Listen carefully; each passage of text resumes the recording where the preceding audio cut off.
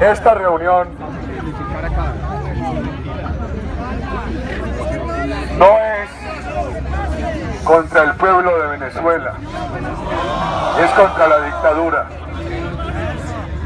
Nosotros en el pueblo de Venezuela no distinguimos, para quererlos, entre la oposición democrática y los engañados ciudadanos chavistas. Nuestro respeto y nuestro cariño a todo el pueblo de Venezuela. Aquellos de la oposición democrática con quienes tenemos identificaciones y a la base engañada del chavismo con quienes tenemos diferencias. Esta reunión no es para plantear la guerra por oposición a la equivocada política de apaciguamiento del gobierno Santos. Aquí hay un problema de genocidio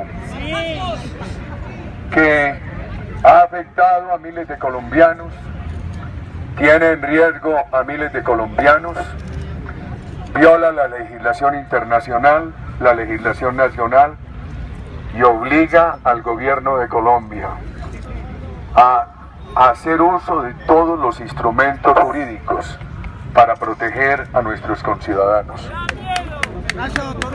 ¿Por qué problema de genocidio?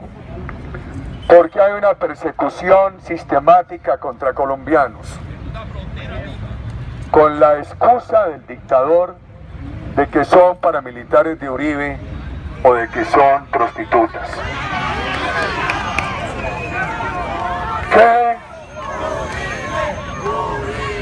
¿Qué semejanzas, qué reflexiones hay que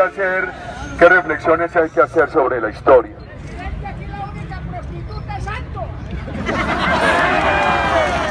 ¿Qué reflexiones hay que hacer frente a la historia? El holocausto de Hitler contra los judíos, que terminó en 6 millones de judíos exterminados, fue instigado por Hitler, cuando repetía una y otra vez que los judíos eran la base del mal, como lo dice el dictador de Venezuela frente a los colombianos. Aquel exterminio judío fue instigado por Hitler, cuando se refería a los judíos de la manera más peyorativa,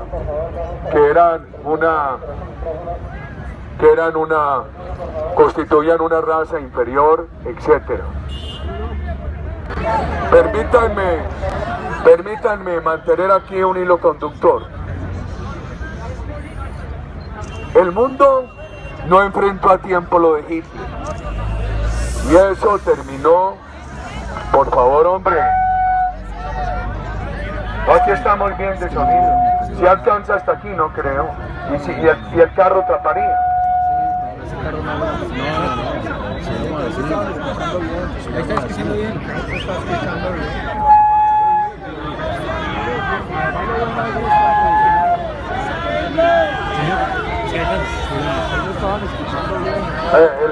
Por favor, hombre. El mundo apaciguó a Hitler, y cuando lo enfrentaron fue tarde. Eso ya le había costado la vida a 6 millones de judíos. ¿Cuánto va a prolongarse el apaciguamiento democrático contra la dictadura de Venezuela? Al costo del pueblo de Venezuela y de los torturados integrantes de la comunidad colombiana. El tema, otro antecedente histórico. El comunismo soviético, en aquellos campos de concentración conocidos como los Gulag, maltrató a más de 15 millones de personas, y eso duró mucho tiempo. Empezó en 1918 y todavía en 1988, 70 años después, estaban torturando personas. ¿Cuánto va a durar la dictadura torturante de Venezuela? ¿Cuándo va a reaccionar el mundo democrático para apoyar a la oposición democrática de Venezuela para poder superar esa dictadura? El mundo y los jóvenes especialmente tienen que conocer la realidad del castrismo. El apuesto Che Guevara, que todavía se lo presentan de ícono a la juventud, era un criminal consumado. Incitaba al pueblo cubano a que ordenara el paredón, y él gozaba y ejecutaba a muchos disidentes en el paredón.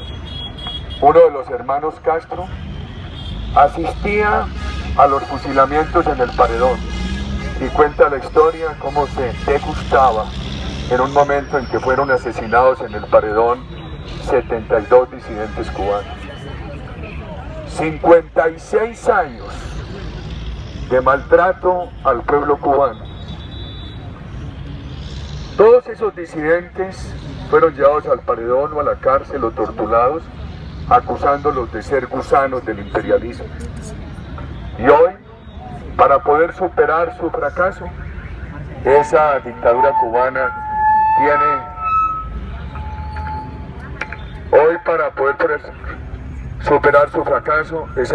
cubana tiene que regresar a pedirle apoyo al imperialismo. 56 años ha permitido el mundo que esa dictadura maltrate al hermano pueblo cubano. ¿Cuánto va a durar la dictadura de Venezuela? ¿Qué normas se han violado? Muchas. La Convención Americana de Derechos Humanos le prohíbe a los países signatarios hacer expulsiones colectivas. Me dicen, pero es que Venezuela renunció a la Convención Interamericana de Derechos Humanos. Colombia sigue siendo miembro de esa comisión, de ese tratado, de esa convención. Como miembro de esa convención, tiene la obligación de no realizar expulsiones masivas y tiene el derecho de que le exijan a cualquier otro país, miembro o no miembro de esa convención, que no produzca expulsiones masivas de colombianos. La Carta de la OEA, en la cual continúa Venezuela, dice que el Estado signatario, para protegerse como Estado, no puede producir tratamientos injustos sobre el pueblo de otro Estado. Aquí hay un tratamiento cruel e injusto sobre el pueblo colombiano. Hay unas violaciones clarísimas. Y el dictador de Venezuela, el chavismo ha sido un gran instigador de violencia. Ha sembrado odio de clases, ha armado unas bandas criminales que llaman los colectivos, ha desatado la persecución y la tortura contra Leopoldo López, contra el alcalde Ceballos, contra el alcalde Ledesma. María Corina Machado es víctima de un arraigo judicial, no la dejan salir del país. Además la inhabilitaron sin proceso justo para volver a la Asamblea de Venezuela. El periodismo de Venezuela vive amordazado. Toda esta conculcación de las libertades, toda esta apelación a la violencia, ha producido el resultado de que ese país antes de la era Chávez era un país de 3-4 mil homicidios al año, ahora es de 24.000. Todo esto ha producido el resultado de un país que antes de la era Chávez tenía 60 secuestros por año, ahora declarados 1.600. Esto ha sido una tragedia. Por supuesto, todo eso lo ha instigado el chavismo, el dictador actual, con la apelación al odio de clases, armando grupos criminales como con los colectivos, mandando las Fuerzas Armadas de Venezuela, la Guardia Nacional, a torturar ciudadanos. Y la excusa es que la violencia es una violencia producida por los paramilitares de Uribe y por los colombianos. El chavismo ha destruido la economía.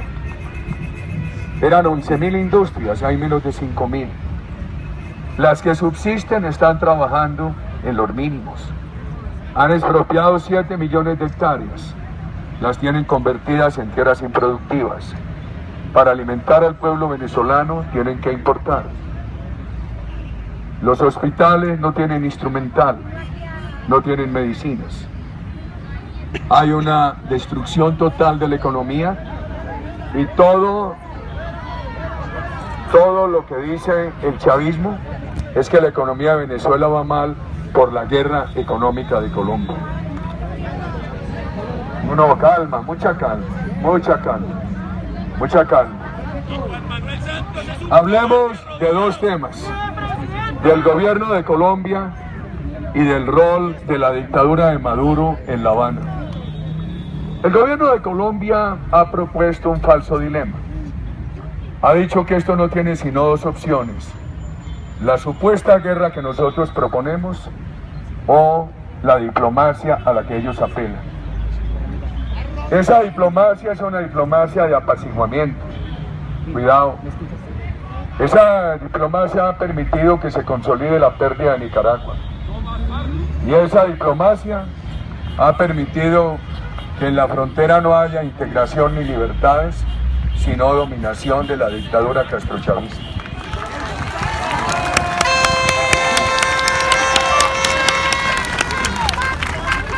Esa diplomacia seguramente hoy sale de Cartagena con alguna noticia en la reunión entre las cancilleres.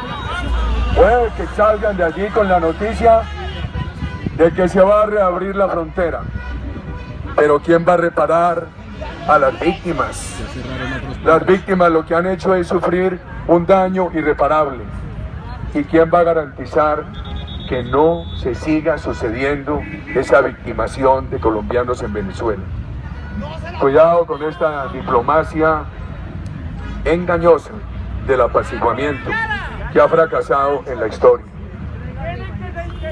Entonces dice el gobierno que lo que nosotros pedimos, que lo que nosotros decimos son trompetas de guerra.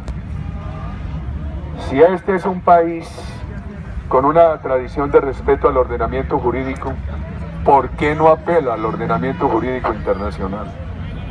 Es la hora que el gobierno debería entender que aquí ya se ha tipificado no una tentativa de genocidio, sino un genocidio que se extiende, se prolonga, se convierte en un delito sucesivo. Eso debería llevar al gobierno a acudir a la Corte Penal Internacional. Ojalá lo haga el señor Procurador General de la Nación. Aquí, la violación de la Carta de la OEA y la violación de la Convención Interamericana de Derechos Humanos debería llevar al gobierno de Colombia a buscar medidas cautelares para proteger a los colombianos que están en Venezuela y para reparar a aquellos que han sido víctimas. Además, hay que acudir a Naciones Unidas. Tanto Colombia como Venezuela son signatarios de la Carta de Naciones Unidas. Naciones Unidas tiene instrumentos. El gobierno de Colombia, ¿por qué no apela a ellos? Por ejemplo, el instrumento del relator. Por ejemplo, el instrumento de la inspección periódica permanente. Por ejemplo, el instrumento de los grupos de trabajo. Naciones Unidas, tengamos mucha prudencia, que esto lo vamos a ganar en las calles de Colombia, pero con argumentos. Esto lo vamos a ganar en las calles de Colombia, pero con la razón. Que sea la razón la que mueva el corazón de los colombianos. ¿Por qué el gobierno de Colombia no apela a ACNUR? ACNUR, que es un ente de Naciones Unidas, no solamente tiene la competencia para apoyar a los desplazados, sino para intervenir y evitar desplazamientos. Debería estar ACNUR en este momento en Venezuela, protegiendo para que no se siga cometiendo este genocidio contra los colombianos. Es lo que pedimos nosotros. Apelación a los instrumentos internacionales que derivan de los tratados de los cuales Colombia es signataria. Pero el gobierno dice que no, que porque esos son trompetas de guerra. Nosotros vamos a tener que estar repitiendo esto una y otra vez, estimados compatriotas. El genocidio no solamente es responsable del genocidio la dictadura de Maduro, que lo ha estimulado, sino el gobierno de Colombia, que lo ha permitido. Es la hora de que el gobierno de Colombia entienda que si no produce todas las acciones para detener ese genocidio, quedará tan culpable como la dictadura de Maduro, que ha sido la autora material del genocidio. Permítanme referir al caso de La Habana. Todo esto pasa por La Habana. En el fondo del gobierno Santos, lo que hay es el interés de no indisponer a la paz. El pueblo colombiano, razonable y tranquilamente, tiene que decir que no aceptamos que Venezuela sea mediador o garante de las conversaciones de La Habana.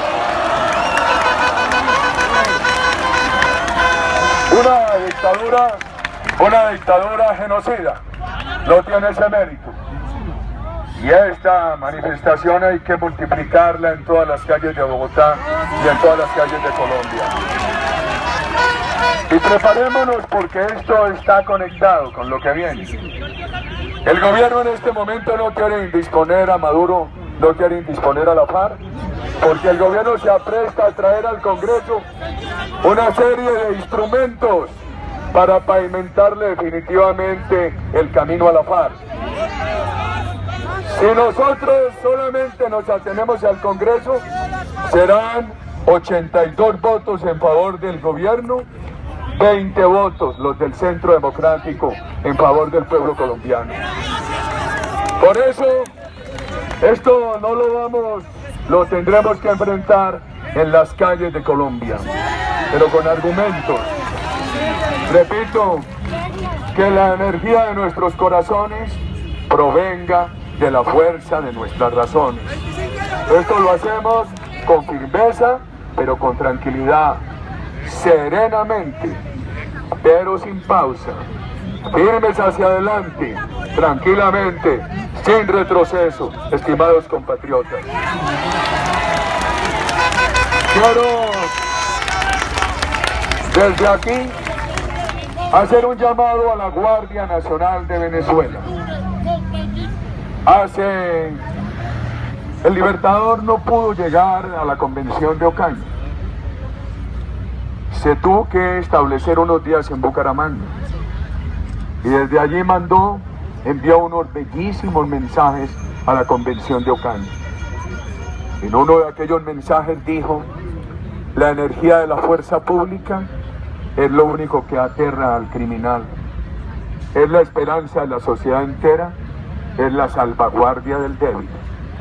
A los integrantes de las Fuerzas Armadas de Venezuela, a los integrantes de la Guardia Nacional de Venezuela, esta reflexión: van a proceder de acuerdo con el mandato del Libertador de ser la salvaguardia del débil, o con el mandato del tirano de ser el azote del débil.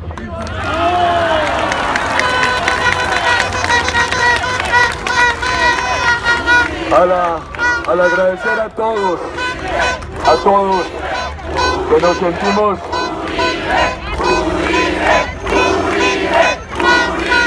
al agradecer a todos que nos sentimos bien representados en una voz de todos los días, en la voz incansable de Fernando Londoño Hoyos.